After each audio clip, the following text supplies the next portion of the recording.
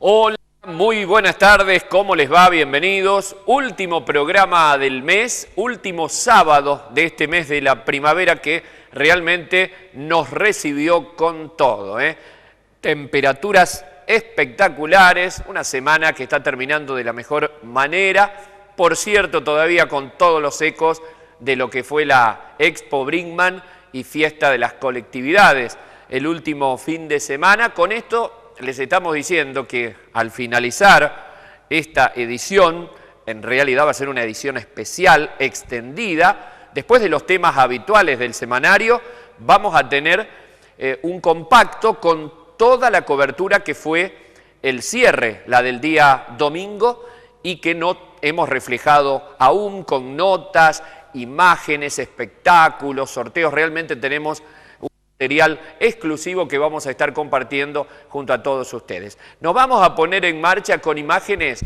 que muestran una nueva apuesta de una obra de teatro, en este caso a cargo del Grupo Municipal Altos de Chipión, y en el marco del ciclo de obras teatrales se presentó en el Teatrillo la obra 7 veces viuda y buscando.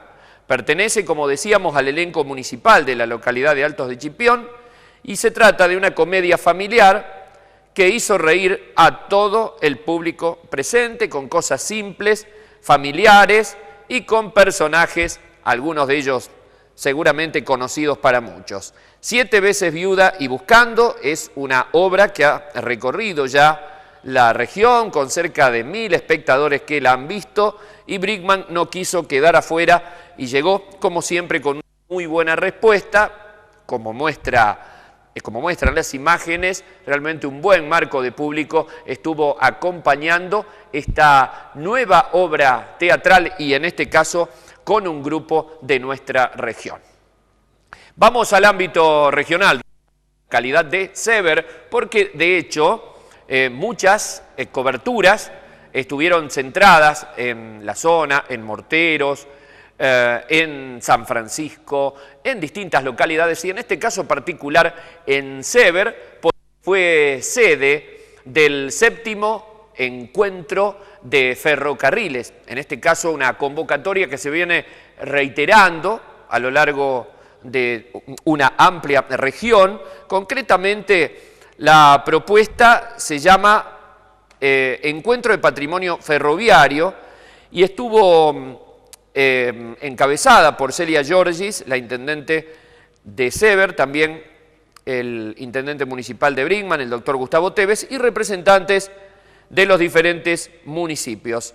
Es así que aprovechamos para hacer una nota a modo de resumen con Pablo Martorelli, que es justamente quien tiene un ambicioso proyecto que relaciona justamente a los aportes para poder recuperar la red ferroviaria en Argentina. Realmente es un tema muy abarcativo.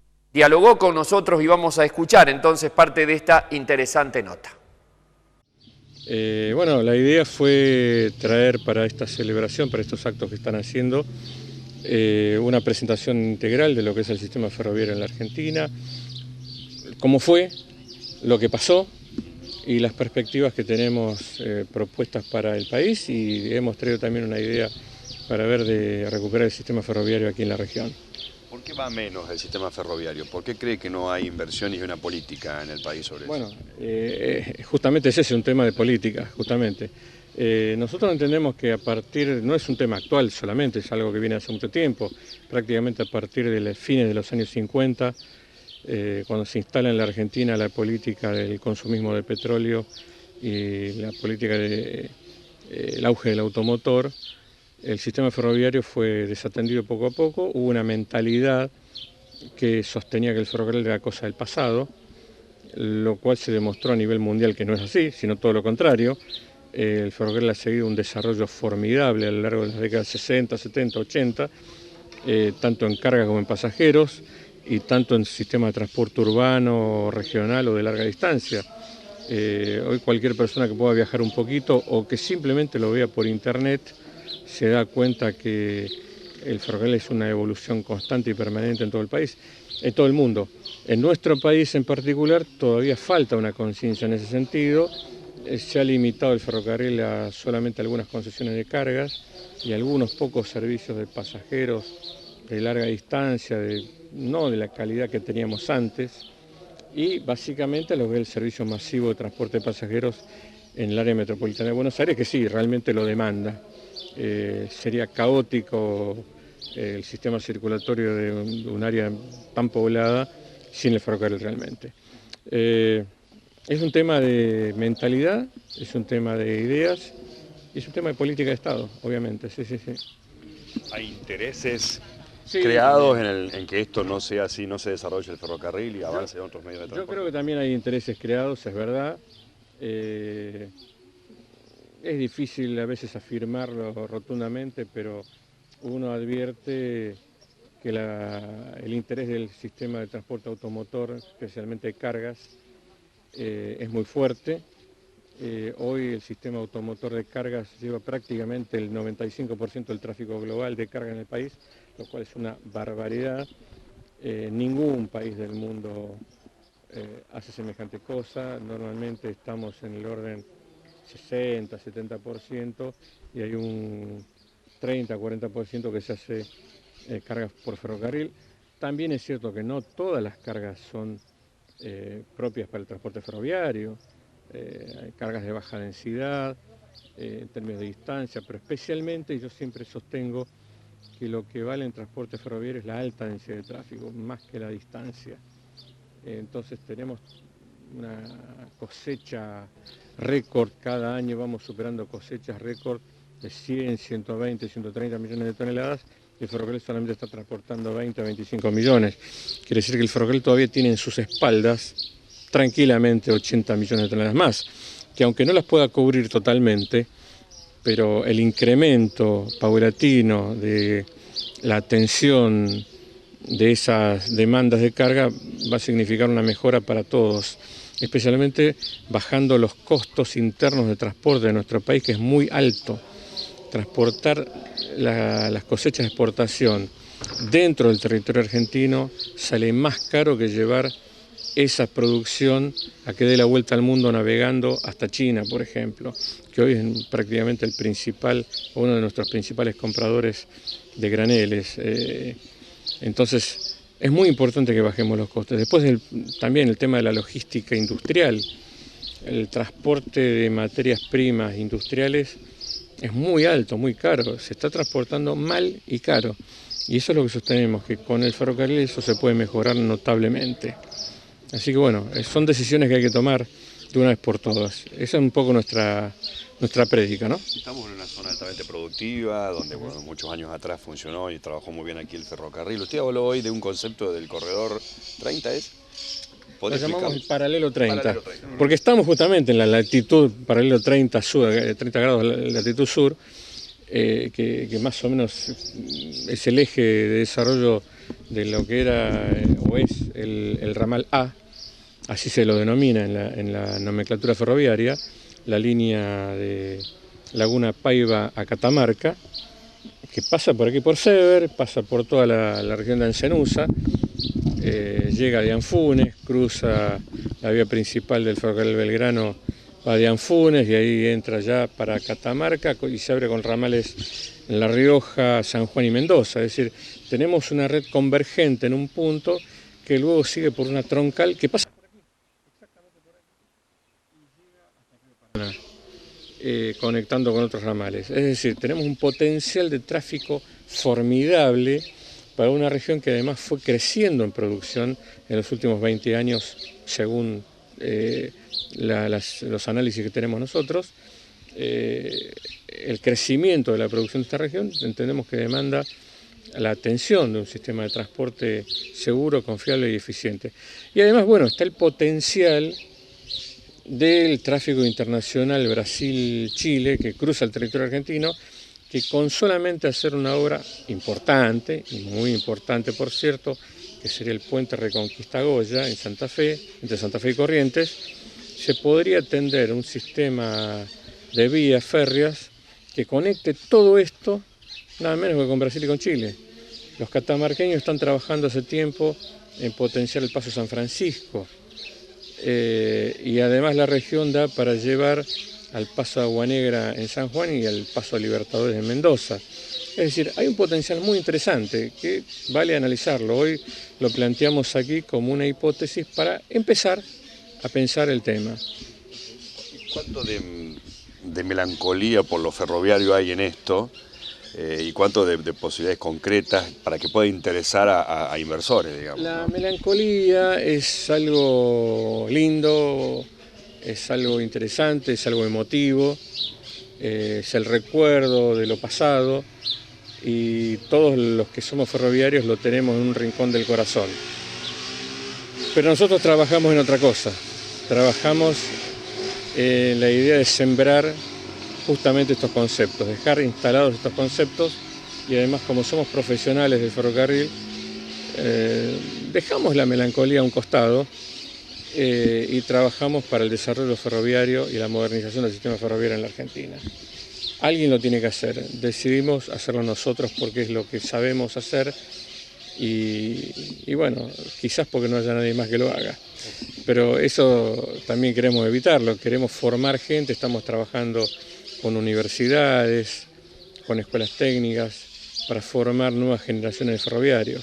Uno de los problemas importantes que hay en este momento es que hay muy poca gente en la Argentina que haya quedado con conocimiento y experiencia en temáticas ferroviarias.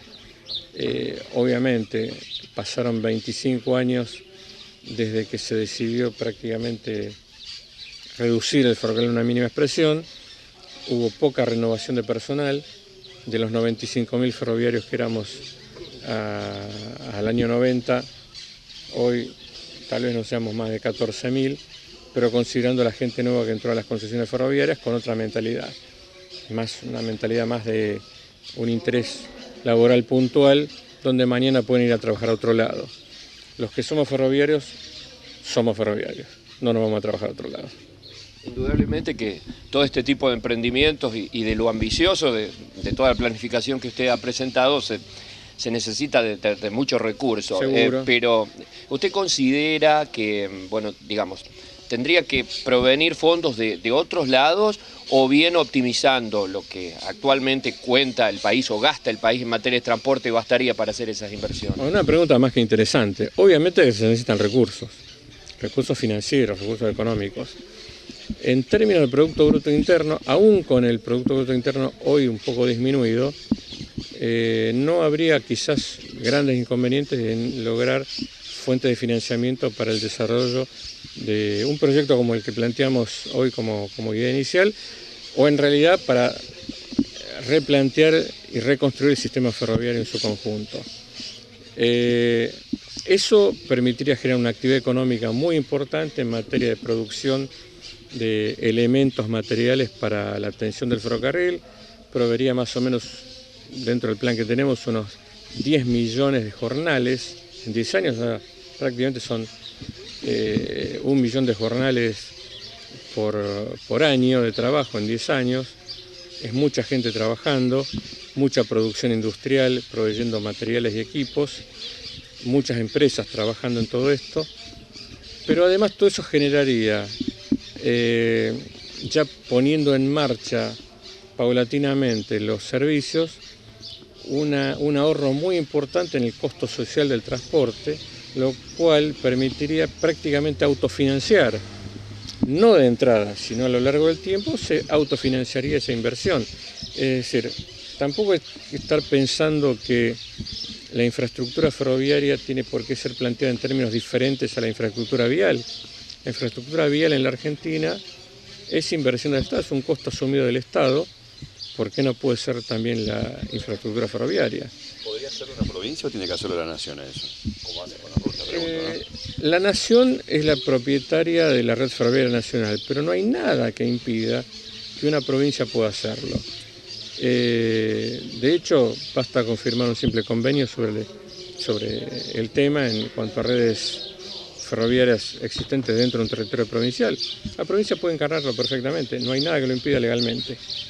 Bueno, pensando en lo que ha quedado, digamos, de todo el desguace que ha ocurrido con con las vías por donde pasaba el tren. ¿Eso serviría, eso se reciclaría o tendría que ser cambiado totalmente? Bueno, todo otro tema. Primero, pensemos que aquí en el caso de la vía del Ramalá, es una vía que tiene 100 años. En el tramo donde aún existe vía, sabemos que al oeste de La Para ya no existe vía, fue levantada. Por lo tanto, ahí hay que reconstruir sí o sí. Lo que hoy existe hay que revisarlo. Primero para ver si está en condiciones de ser rehabilitado. Ahora bien, supongamos que esté en condiciones de ser rehabilitado, el costo sería comparativamente más bajo, pero lo que hay que ver es si desde el punto de vista de lo que se quiere transportar, esta vía, por más que esté en condiciones de ser rehabilitada, hay que ver si soporta, perdón, discúlpenme, si esta vía soporta la capacidad de transporte que se requiere. Es decir, tal vez haya que renovarla con mayor capacidad portante. Esta es una vía liviana para un tráfico de otra época, donde quizás las locomotoras tenían un peso por eje de 17 toneladas, hoy trabajamos con 22 toneladas por eje. Eso da mayor capacidad de transporte. Pero no es en realidad, me parece, el problema de fondo. El problema de fondo está en la voluntad política de hacer, la voluntad política de rehabilitar. Después vemos lo que se refiere a la tecnología. Si hay voluntad política, se puede empezar por un principio, que es rehabilitar lo que existe, quizás por un tráfico liviano. Y si no, que esté la decisión política de renovar todo y hacerlo todo nuevo, que sería maravilloso. Le daría trabajo a mucha gente y podríamos tener un ferrocarril formidable, con una capacidad de transporte tremenda. Claro, uno lo dice aquí, donde hoy la actividad ferroviaria no existe. Hoy existe, como sostenemos, una presencia ferroviaria en la ausencia de los propios ferrocarriles. Entonces resulta quizás insólito que estemos planteando esto. Yo lo entiendo, pero justamente eso es lo que hacemos. Tratamos, no solamente aquí, sino en muchos lugares del país, de reactivar la mentalidad en este tema y plantear la posibilidad de que los ferrocarriles vuelvan a ponerse en funcionamiento.